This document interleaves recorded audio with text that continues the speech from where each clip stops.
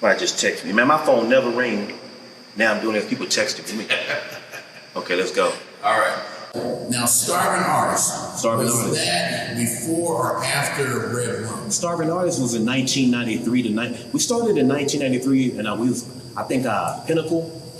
We reached the apex was 94. Starvyn Artist was a collective of MCs. Me, PiKaHsSo, Aziz, which was Mad Hatter, James Shepard, which was High Pitch, Brian Berry, which was Squint, Anwar, I forgot what Anwar called himself, Swiss the Big Cheese, Mike B, and Cho helped us on the production. But we was a hip-hop collective. But we was special, but like us, like the way I think now, I thought like that. We all thought like that back then. We were like, man, we're not making enough noise. So we had a show. We had a show one night at a place called a Terminal. I said, when Aziz or one of us, I don't know, we all came together and said, I know what we can do to make our name stand out. Let's make a mock magazine up so we can not only be rappers, let's have a magazine up so we can put it out there to the world so people can remember us. So we made up a mock interview with Tribe Called Quest and Souls of Mischief, like on a white fold up and folded it, and just printed, and we put a hotline number on the back. And the next day after the show, the line just started ringing. Like, wow, hey man, I like that magazine. We made the articles up. The first episode, we made them up. Record labels was calling us, BMG, RCA, they wanted to sign us. They was calling us Vanessa Berry, Billy Bowles. These were the record execs in the DFW Metroplex. Gita, Ramona, Gina was one of the executives at BMG. She passed away with Aaliyah. And when Aaliyah got in a plane wreck, they used to always call us anyway. And so that's how the magazine started. We were just doing it to promote ourselves. So the second issue, which had, I think, Tupac and Snoop on the front, which we didn't interview them, but the interviews inside were real. So all these major labels were hitting us up for a little magazine for some guys. We were just doing it off a fluke. So long story short, I remember I'm telling you, in Dallas, they have subsidiaries of all the major labels. I'm interviewing with them, and then before you know it, long story short, we started interviewing people like Andre 3000 and Big Boi, Outkast. My homegirl, Vanessa Berry, I went to her funeral like last September. May she rest in peace. She passed away of blood cancer. Vanessa Berry was an executive of Face Records. Her and Billy Bowles, they set it up, said, I want you to interview some of our people. I said, who? It's these two guys, they from Atlanta, they coming down. I'm like, okay. What's their name? They Outkast. What's their name? One named Andre Big Boi. We go in, they was playing Southern playalistic Cadillac music in the background, and Andre 3000, he wouldn't even call, he was just Andre then. He was just sitting there with some braids, some finger waves, and I don't know what, like little penitentiary jewelry. That's how I met Outkast, and I freestyled with Andre doing that day. Because we was doing that stuff to get ourselves in the mix. Even though we was interviewing, we was only doing it because we know the industry needed that. So we interviewed Outkast. And then one day, after we interviewed Outkast before, Outkast and Biggie, they all through BMG, that's the whole distribution conduit. Then one day they called me and said, hey man, we got these two guys, they in town. Could you interview them? I said, what's their name? So we sent y'all a package. I went and looked at the package. It came in a Big Mac box. It was Biggie Smalls and Craig Mack. It came in a Big Macs like from McDonald's in a box. So that day, I was like, man, should I go? I'm gonna be out. I would listen to the music like, I said, I tell you what, Aziz, y'all go. And they interviewed and they brought it back and I played the tape. It's Biggie Smalls and Craig Mack. So we interviewed, and the magazine, that was like one of our episodes. The magazine, the time limit was rolling out when we had to put out the next issue. I said, hey man, just put those two guys, this Biggie and Craig Mack. They were running together promotion, the Big Mac. And the Big Mac, which is a dope promotion. We put I said, put those two guys on the front. I'm looking at the tape. When I was the hip-hop editor, I was like, I don't know who they are, but we don't got nobody for the front. Just put Biggie and Craig Mack on the front. And that's how they go on the front cover. Lo and behold, they wound up being icons. This is Biggie, Craig Mack. If I'd have known what I know now, I'd have took that interview serious. I didn't even show up to the interview on time. I was all lollygag with some females, and I didn't take it serious because they were just coming out. It was 94. Biggie and Craig Mack album hadn't even dropped yet. So we interviewed Notorious B.I.G., Craig Mack, Guru from Gangstar, rest in peace, MC8 from Compton Most Wanted, Redman when Redman was fat. I remember interviewing Redman in the middle of Deep Ellum. in a place on Crowder Street in front of a place called Exodus. Exodus was the spot where all the rappers went. I remember just kicking with Pete Rock, CL Smooth, but doing Starvyn. That's how we did with Starvyn. We were some MCs, like some battle acts, and Southern dudes. We just like to rip. And we were interviewing groups to put us in the mix. And before you know it, man, I'm chilling with Left Eye. We interviewed TLC, and I kicked it with them, but the interview never made it to the magazine. I wish we would have put that out, but it never made it. We interviewed, I chilled with TL, and I'm not name dropping, I'm just telling you the story. Some people say name dropping, but I remember kicking with Left Eye, T Boz, and Chili. It was so nice. I remember Left Eye telling me, man, I'm tired. Hey, good to meet you. I'm glad I'm tired of taking pictures. I remember Left Eye telling me that.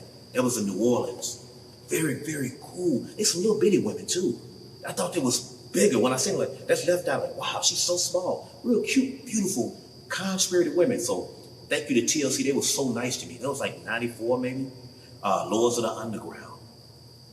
Man, I've been on the tour bus kicking with Bone Thugs and Harmony. Master Ace and the Juice Crew checked me. The legend from the Juice Crew checked me because I was talking Noah. He read some of my articles, so I blew that interview because he didn't like what I said. Arrested Development. AZ that's down with Nas. So Starvyn Artist was a powerful conduit. I wish that it would have lasted a lot longer. But we had we were young and hot-headed. So we broke up.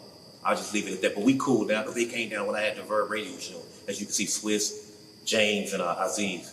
Me and James always stayed cool, but we had a little falling out, so Starvyn in, and there you have it. And I put the album out. That album that you see, that album was recorded in 94. But I held on to it. And Bilal, I think, gave me a copy of it. But I still got the master reel at the house. The master reel. We recorded on reels back then. And I put that stuff out, so hopefully the world, can get a grip of what we were doing back in 94 from a Dallas point of view. Now, this brings me up to the next thing. Now, you pretty much are known, or at least in some circles, are known as at least a Dallas hip-hop historian. I mean, you have collected a number of things. I mean, as a matter of fact, if I'm not mistaken, there have been a number of productions that have actually contacted you on information. Would you mind talking about? Man, I've been asked for, and the reason why people know that because I started the DFW Hip Hop History. That all started because me and T started doing throwback theater. That's what made me start doing that. Because me and T had an affinity, had a love for the history. But how I started liking history is like when I was younger. I remember listening to Snake, Big Outkast and Rock on 90.9. That's what 89.3 before it became 89.3, it was 90.9. They used to have an all-hearty death party. I used to record their shows, so I used to watch them all the time and see them when they got their deal. So I started liking it. I started liking Dallas people more than I did people in other cities. Like MC Snoopy, you know Snoopy? Mm-hmm. Will Majors? Yeah. He's one of the first people in Dallas to have his hip-hop immortalized on wax. He had a song called Super Fresh Rhyme. If I was around, I would be a piece of meat. I just started like, wow. When I was young, I just started collecting a flyer. Snake, I remember, like I said, Snake and Big Al and Casanova. I remember seeing the YMCA around the corner. Erykah Badu was signed to a label called Black Line Records. On the other side of it, I got the 45,000. On the flip side of it, it was the Fresh Ones. It was the guy who owned that label name was Ray. Older guy with a jerry curl used to ride around in his van because they were going to sign the House Rockers, but I guess he changed his mind. So I just wanted to be on it because I seen they had the vinyl out. But with that being said, that's how I became a historian.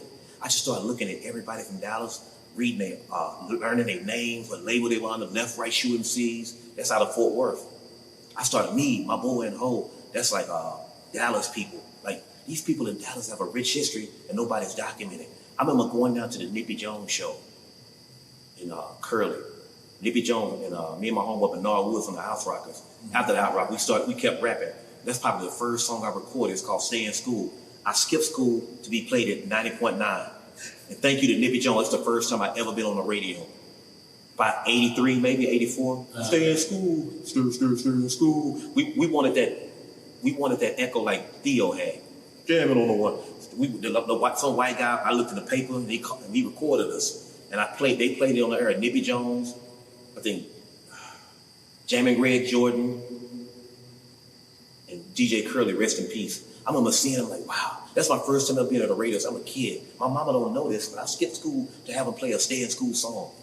Thank you, Nippy Jones. Thank you, Jammin' Greg Jordan. Thank you, DJ Curly. Rest in peace. So that's how all this stuff happened, man. I became a historian because I love the Dallas scene. But in the process, I started realizing I've kind of fell back because I don't feel like I've been appreciated like I should have with this as much as I've given. So I find myself falling back. It's still in me, but you can only love something so long they don't love you the same way you love it. So when you giving all that love, and people, I done had people, man, remove that, man, delete that. After a while, it took the air from beneath my wings. It took the air like I'm doing this out of love. People thinking I'm wanting something. I don't want nothing from these cats. I just knew a lot of our history was documented and captured in boxes all across the city. And it's pivotal for me, a guy that posted up like that Smooth Criminal tape. Mm-hmm. Smooth Criminal, he was right with Dr. Dre and all that, DOC. I got his stuff when he was uptight when he was Smooth Criminal. It's tape, Shank. I got that on cassette. You know what I'm saying? Shank, a Pataman, when they old tapes, you know, things like that. I'll tell you, this stuff is important, but nobody knows it because it's all sitting in our boxes. So I just said, let me just start speaking on it because I started reading all these people back credits and going to their shows in the back and just observing. I said, I bet I can speak about some of these guys' history better than they can. You know what I'm saying? Like the Boxheads, rest in peace to Gerald. I went to school with Gerald. Gerald was one of the first dudes to bring King Tut to Dallas. I went to Maceo with him. Gerald from the Boxhead. I remember the Uche and the Star-Studded Strutters. I watched them for practice at the Beckley Gym. Network. You got to work that net. You got to. I'm watching these dudes practice. So one day I'm thinking like, damn, I was around all this stuff. Dr. Rock. I remember seeing, my mama let me see Dr. Rock DJ. Hey, baby girl, you're so fine. Tune into Dr. Rock this time at the Fair Park with the Shop 4 Turntable Mega Mix. I seen this with my eye. Some people hear about it. I seen it. Nanette Lee, the comedian, she the one that gave me my first big break on the major radio. Not Nippy Jones like on 89.3, 90.9. She got me on K104 the Skip Murphy intro. So I'm around all these people. Wow. Let me talk about this. So that's how I became an accidental historian. Man, that is dope. Dysfunkshunal. Dysfunkshunal. Let's talk about Dysfunkshunal. Yeah, Dysfunkshunal. That was, when did that happen? Dysfunkshunal happened because Starvyn broke up. That was a subsidiary of Starvyn. After Starvyn broke up, Aziz and Swiss, now everybody kind of paired off. But Starvyn like 6, 7, 8 people. You know, everybody took sides, which I understand. Swiss and Aziz were a lot closer at the time. But Dysfunkshunal was started because we was just two disillusioned brothers trying to function in a world that shuns you all. See, everything I did always had meaning, dysfunctional. So me and James, we was doing Dysfunkshunal. That's how Nanette Lee, I was going up to the radio. We had field trip. We was trying to do stuff for the South. I was trying to do that harmonious type style with that funk, melodic type style. And we started taking our stuff to the radio with Skip Cheatham on K104. And he never would play it. And many times we went up there, he always ever played, but he never did. And last time I went to radio day, Nanette Lee walked out and said, I remember you. Remember I told you Nanette Lee lived across the street? You the little guys who live across the street from me. Hey, what's up? She said, I tell you what, I got something for you. Making a long story short. If you come back up here Monday, I got a surprise for you. I said, what? You got to come back up here Monday. So I go back up there Monday. She said, I want you to do the intro for the Skip Murphy morning show. One of the most iconic morning shows in radio history in the South. I did the intro. That was like 95 maybe. So Dysfunkshunal did that. That was me and James Shepard, who owned Eargasm CDs. We started the CD store and all that. But we did that. What's that station? What's the number one station? Your radio's on 104. I couldn't even harmonize it good back then. So anybody think, oh, PiKaHsSo got his style from Andre 3000, or PiKaHsSo got his style from Kendrick Lamar. If you listen to that intro, I was doing that little style before they was even out. Even before that, before On the Radio, I did it. I started like 90 doing that little style. But that's what Dysfunkshunal about, man. We started doing shows at the Harambe Festival. I remember Erykah Badu came to check us out before she got a deal. I said, wow, she was Apples. She was Erykah Free. Not Apple before Erykah Free. She came like, wow, that's pretty cool. We was forming and doing, we got a couple of write-ups and got mentioned in the Source magazine, the one with Suge Knight and Left Eye. If anybody go look, anything I say can be proven. The Source magazine, they did a little special on Dallas. I think it's Alan Gordon from Source, and I heard him on the radio, and I got in my car and just drove in and took my vinyl to K104. He was down there and just gave it to him. He said, I might mention you. And I looked at it when he came back then. That's how we got our news. We didn't have the internet like you can just flood the news every other hour. We had to get it once a month. When that next issue came out, look. Oh, we got mentioned in the source. Anybody think I'm lying? Look at the episode, the subscription with Suge Knight on the front cover. I know he was Suge Knight. Dysphunkshunal is mentioned in that version of the source. There's no lie. Thank you, Alan Gordon, and I think Throwdown Sam hooked that up and let us be able to go down to K104 because he didn't have to let us in. I said the source. He was on radio. Okay, hey, we got the Source magazine in town. We got a dope MC. Yeah, Source magazine in Dallas. I went down. That's how I met him. So I got mentioned in the source. Dysphunkshunal. Dysphunkshunal. Dysphunkshunal. I'm sure I might be spelling it wrong, but dysfunctional. Yeah, you'll get it. We can put it at the bottom. And people, please go. If honestly you're not believing what he's saying, go look it up. Stop sitting there taking everything at face value. Go actually look something up. I'm glad you said that, because a lot of people in this society we live in with the 6 9s, people so used to liars and people being snitches and just saying stuff at shock value. I've never been the kind of guy to say something if it wasn't true. Never been the kind of guy to say something if it's not true. So anything I tell you, even if it's not documented, you can ask somebody like that Biggie and interviewing Outkast. Mm-hmm. I had a video tip me and Andre 3000 freestyle. I don't know what happened to it.